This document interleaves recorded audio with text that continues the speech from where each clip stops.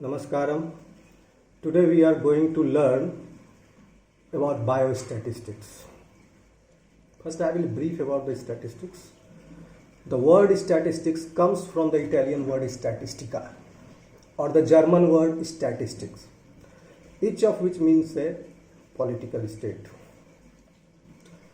It was first used by Professor Gottfried Achenbach, and he coined this term in 1749 to refer to the subject matter as a whole.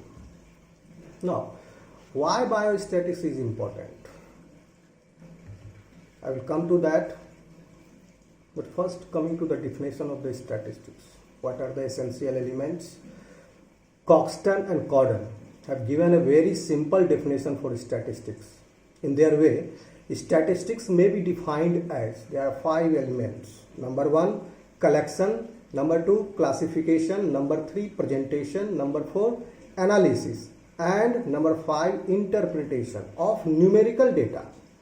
Not a qualitative data, numerical data. It should be a numerical data. So, this defines a certain characteristics of the statistics.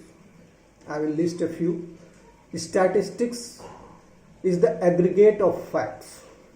Statistics is numerically expressed.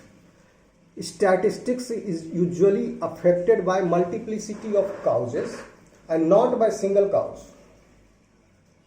Statistics must be related to some field of inquiry. And statistics should be capable of being related to each other so that some cause and effect relationship can be established. The reasonable standard of accuracy should be maintained in statistics. Now, what is the importance of statistics?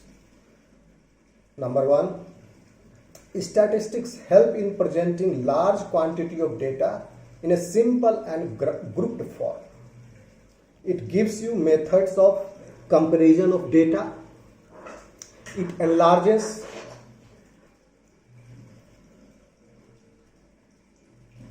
individual mind. It helps in finding the conditions of relationship between the variables. It proves useful in almost every sphere of human activities. Now, what are the statistical methods? Raw data obtained in biological experiment must be processed properly to get correct results. The persistent factors influencing the data are segregated from the causal disturbances. The processed data becomes suitable for classification, tabulation, comparison, correlation and interpretation. All these methods put together constitute statistical methods. There are some limitations of the statistics. What are those? Number 1, statistical laws are held to be true on the average and in the long run. Statistics can be used to analyze only collective matters, not individual data or events. It is applicable only to quantitative data. Statistical results are ascertained by samples. If the selection of sample is biased, errors will accumulate and results will not be reliable. Next, the greatest limitation of statistics is that only one who has an expert knowledge of statistical methods can efficiently handle statistical data. Now coming to biostatistics. Definition.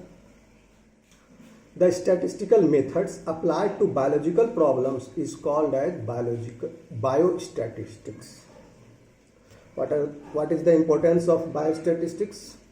Statistics plays a major role in bioscience because data of bioscience are of a variable nature. It is difficult to draw conclusions from biological experiments because of inherent differences between two individuals. For example, homozygous twins are even not exactly same in physiology and behavior. There are applications of biostatistics. Application. What are those applications? In physiology, to define what is normal or healthy in a population, and to find limits of normality in variables. To find the difference between the mean in a population and to find limits of normality in variables. Next, to find the difference between the mean and proportion, and to find out correlation between two variables, suppose x and y, such as height and weight. In pharmacology, to know the action of a drug given to animals and humans to observe the changes produced are due to the drug or by chance. How will you come to the conclusion? By statistical data, whether that cure is by chance or due to the effect of the drug. To compare the action of two different drugs or two successive dosages of drugs. In medicine, to compare the efficiency of a particular drug. For this, the percentage of cured and died in the experiment and control groups is done. To find out an association between two attributes such as cancer and smoking. To identify signs and symptoms of a disease or syndrome. For example, cough and typhoid is found by chance, and fever is found in almost every case. In community medicine also and public health also. Nowadays you are hearing the coronavirus vaccine is coming, coronavirus kit are coming, but unless those results are unless that is statistically verified, you can't come to the conclusion in terms of their efficacy, sensitivity. All these data should come statistically significant. You are heard of clinical trials. All this comes through the statistical approval. Okay. Now, so in community medicine and public health, to test usefulness of sera and vaccines in the field, the percentage of attacks or deaths among the vaccinated subjects is compared with that among the unvaccinated ones, to find whether the difference observed is statistically significant or not. In epidemiological studies also, the role of causative factors is statistically tested. In public health, the measures adopted are evaluated. In genetics, biostatistics is used in studying the genetics.